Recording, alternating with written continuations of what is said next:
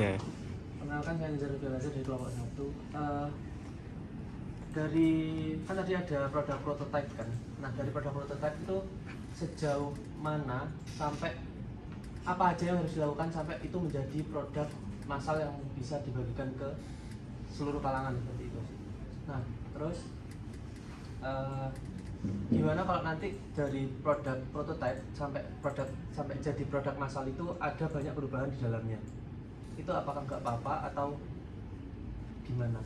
Dan apa pertimbangan harus menyesuaikan dari apa aja, misal dari pengguna atau dari apa dari itu?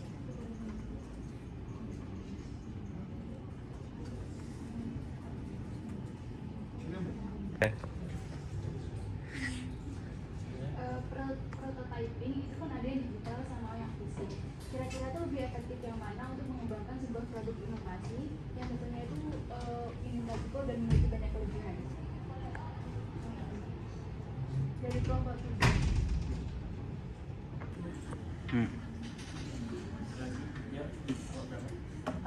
Perkenalkan, saya Renata dari kelompok 2.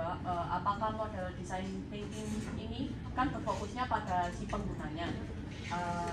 Apakah efektif untuk diterapkan dalam berbagai bidang kayak bidang pendidikan, sosial, bisnis dan lain sebagainya, atau adakah keterbatasan dari model design thinking ini di berbagai konteks yang bikin dia nggak relevan di beberapa bidang atau bidang spesifik?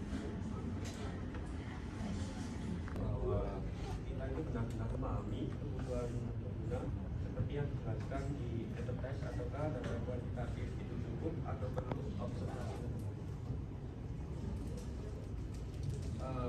Menurut kelompok kami, kalau kita bicara tahap enterprise itu memahami pengguna itu tidak cukup dengan hanya data kuantitatif.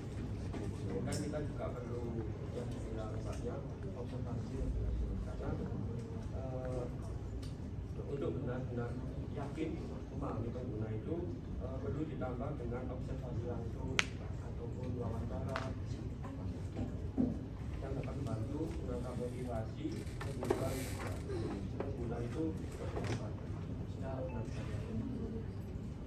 Jadi kombinasi keduanya akan membuat pemahaman pengguna jauh lebih dalam dan itu dapat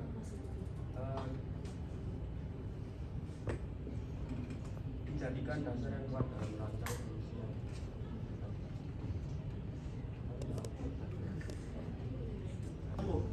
sebenarnya kan produk jadi itu kan perlu kerjasama antara banyak orang di bidangnya masing-masing. Jadi sampai